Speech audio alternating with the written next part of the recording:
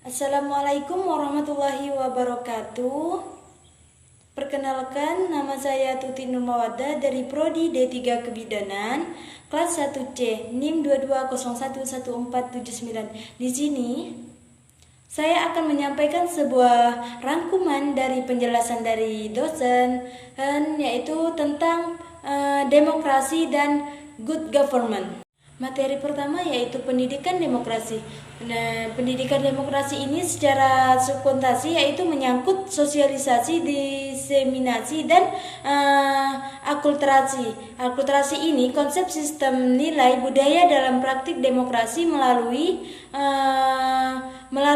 pendekatan meliputi unsur-unsur hak kewajiban dan tanggung jawab warga negara Indonesia. Nah, demokrasi ini menekankan pada upaya pemberantasan, pemberdayaan mahasiswa warga negara Indonesia sebagai demokrasi, yaitu Kenolego. Kenolego yang kedua efektif, yang ketiga psikomotor.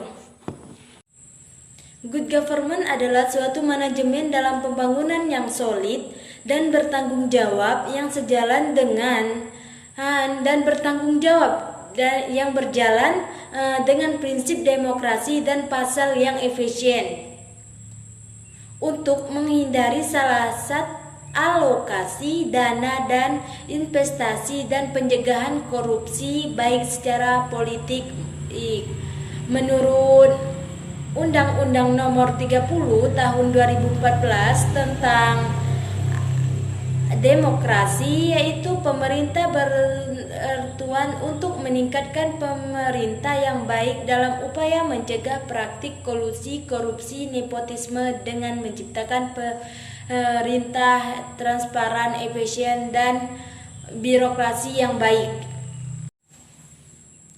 Menurut Komite Nasional Corporate Good Governance mengatakan bahwa pemerintah Indonesia saat ini sedang kerja keras dalam melaksanakan corporate government demi mewujudkan pemerintah yang berwibawa dan bersih. Menurut Bank Dunia, menurut Pembangunan Dunia, penyelenggaraan manajemen pembangunan yang bertanggung jawab sejalan dengan demokrasi yang efisien untuk menghindaran dan salah alokasi dana, investasi, dan pencegahan korupsi.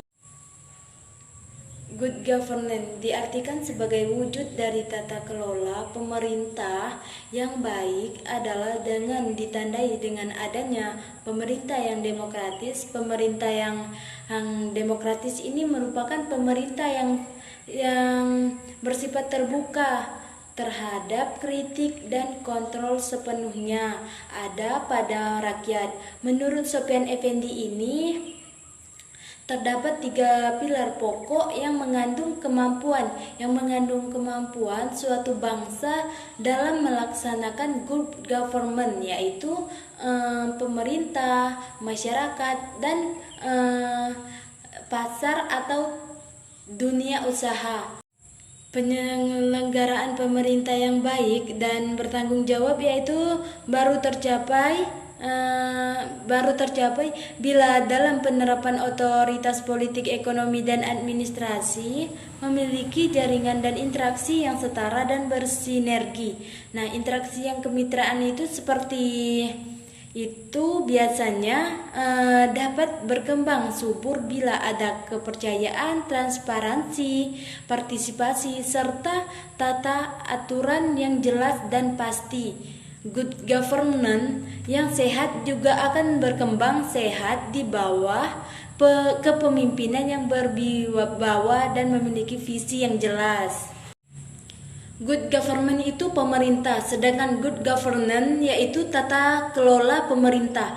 Nah, good government adalah pemerintah. Good governance merupakan badan atau lembaga yang menjalankan kegiatan pemerintah. Yang kedua yaitu governance merupakan kegiatan yang dilakukan oleh pemerintah yang membentuk pola hubungan antara negara, masyarakat, dan ranah privat atau swasta. Good governance kedudukan berdasarkan Hirschis yang memerintah berada di atas, sedangkan pemerintah berada di bawah. Government ini adalah dalam kedudukan setara, kesetaraan kedudukan, dan hanya berada dalam fungsinya. Good government ini komponen yang terlibat hanya ada satu subjek, yaitu pemerintah. Good government ada 3 komponen yang terlibat, yaitu sektor publik, sektor masyarakat, dan sektor swasta. Hasil akhir pencapaian tujuan negara pada government adalah melalui kepatuhan warga negara, sedangkan tujuan akhir ini pencapaian tujuan negara pada government melalui partisipasi warga, masyarakat, atau negara. Nah, ada berapa sih sifat yang harus diperhatikan dalam tata kelola pemerintahan yang baik? Prinsip tersebut di dalamnya adalah partisipasi, pencegahan hukum, transparansi, responsif, yang kelima orientasi, yang keenam keadilan, dan yang ketujuh itu efektivitas dan efisien. Yang terakhir akuntabilitas. Sekian dari saya akhiri. Wassalamualaikum warahmatullahi wabarakatuh.